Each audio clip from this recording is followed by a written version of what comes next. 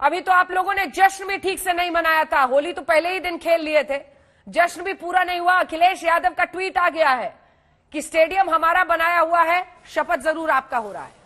शाहनवाज जी, अगर अखिलेश जी का बस चले तो वो कहेंगे कि ये जमीन और आसमान और हवा भी उन्हीं की दौर की है, तो वो हर चीज को ये बता देते हैं कि ये हमने बनाया। आपने देखा जब पिछला चुनाव हुआ था तो हर जिस सड़क का शिलान्यास करते थे मोदी जी, योगी जी, वो कहते थे इसकी प्लानिंग हमने की थी। तो अगर सब कुछ उनका ही किया हुआ था तो जनता ने उनके बात पर या उनके काम पर मोहर तो नहीं लगाई, जनता ने सुशासन पे मोहर लगाई।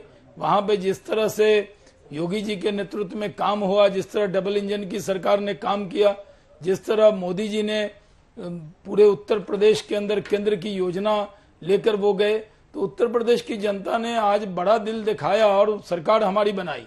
तो कम से कम आज के दिन है, ये चुनावी ट्वीट उनको नहीं करना चाहिए कि ये स्टेडियम भी हमारा था, उधर से रास्ता भी हमारा था, बधाई भी दी है, घर भी हमारा है, उन्होंने बधाई भी दी, बड़ा दिल दिखाना चाहिए। साथ में उन्होंने बधाई भी दी है, बधाई के साथ ये कहा है 52 मंत्रियों का, लेकिन ये जो जंबो मंत्रिमंडल है, बधाई। हाँ, बोल लीजिए, पहले बोल लीजिए जी। नहीं, मैं कह रहा हूं कि बधाई दीजिए, दिल से दीजिए।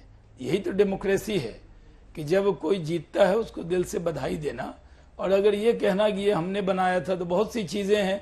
आप जिस सड़क पर चलती हैं, बहुत पहले किसी शेरशाह सूरी ने बनाया था, जीटी रोड आपके यहाँ आरा से निकलता है वो बक्सर होकर, तो कल हो के लोग कह दे कि साहब ये तो कोई आ जाए उनका वंशज कहे कि साहब ये शेरशाह सूरी ने बनाया था, उस रोड पे बीजेपी वाले चल रहे।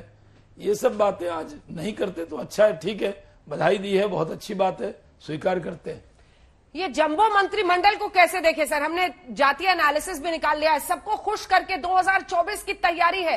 प्रधानमंत्री ने पहले ही बीजेपी दफ्तर नई दिल्ली में जिस दिन जीत हुई थी उसके बाद जश्न में ये कह दिया था कि जिस तरह से पिछली बार 17 और 19 का मेल खोजा गया था, वैसे ही इस बार 24 पर भी जनता कह दे, लोग कह दे, बुद्धिजीवी कह दे कि 24 भी मेरा ही होने वाला है।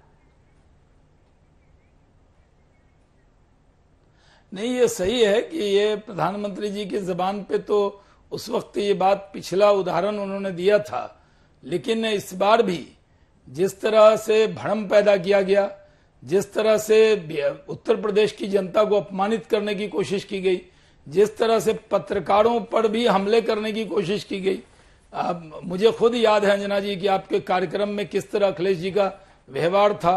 पूरा देश आहत हुआ था कि आप एक सवाल कर रही थी और किस तरह का जवाब उन्होंने दिया था। तो वो जो सत्ता पाने से पहले जो अहंकार था वो साफ दिख रहा था, और जब रिजल्ट आ गया तो उत्तर प्रदेश है वो हिंदुस्तान की सियासत को तय करता है। और ये सही है कि उत्तर प्रदेश में जब 17 में रिजल्ट आया था उस वक्त 19 पता लग गया था।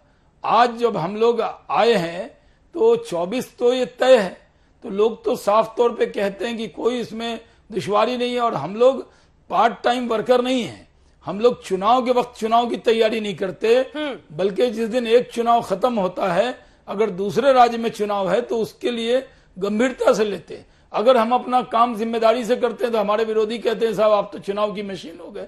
हम छुट्टी पे नहीं जाते, हमारे नेता नरेंद्र मोदी जी कोई छुट्टी नहीं लेते, हमारे गृह मंत्री कोई छुट्टी नहीं लेते, हमारे राष्ट्रीय अध्यक्ष नड्डा जी कोई छुट्टी नहीं लेते, हमारा कोई कार्यकर्ता छुट्टी नहीं लेता। लेकिन अभी चुनाव खत्म होगा और अगर आज तक की टीम पता कर ले कि विपक्ष के बहुत से नेता जैसे जैसे गर्मी बढ़ेगी, मतलब मौसम की गर्मी, वो दौरे पे चले जाएंगे, आराम फरमाएंगे, और जब चुनाव आएगा तो नारे गढ़ेंगे। उस वक्त एक माहौल बनाने की कोशिश करेंगे। लेकिन लोगों को अब मालूम है, सब जब इतना ओवर टाइम काम करते ही हैं तो एक योगी जी को 52 सहयोगियों की जरूरत क्यों पड़ गई, हाफ सेंचुरी से भी ज्यादा? हाँ, ये देखिए, ये अंजना जी, उत्तर प्रदेश बहुत बड़ा राज्य है। आप जानिए कि हम करीब बिहार से दुगुना हो जाता है। हमारे यहाँ जो 40 लोकसभा है और यहाँ आप देखिए कि कितनी सीटें हैं। इतने बड़े प्रदेश में जहाँ 9 राज्य से सीमा मिलती हो, पूरे यूरोप को मिला दें तो उससे बड़ा उत्तर प्रदेश है। तो काम तो संभालना होता है। बिना टीम के कैप्टन योगी जी हैं, लेकिन उनके साथ जो टीम है वो तो चाहिए, क्योंकि हम टीम वर्क के लिए, और उत्तर प्रदेश इतने बड़े राज्य में अगर मंत्री इतने बने, ये कोई विषय ही नहीं है। मैं तो मानता हूं कि हर समाज को रिप्रेजेंटेशन दिया गया है। हम लोगों के यहाँ आप देखिए, कोई ऐसा समाज नहीं है जिसको इस मंत्रिमंडल में स्थान नहीं दिया गया हो। सबका साथ, सबका विकास, सबका विश्वास है, क्योंकि सबने प्रयास किया था। इसलिए मोदी जी जो बोलते हैं, हाँ। वो झलक मंत्रिमंडल में भी दिखता है।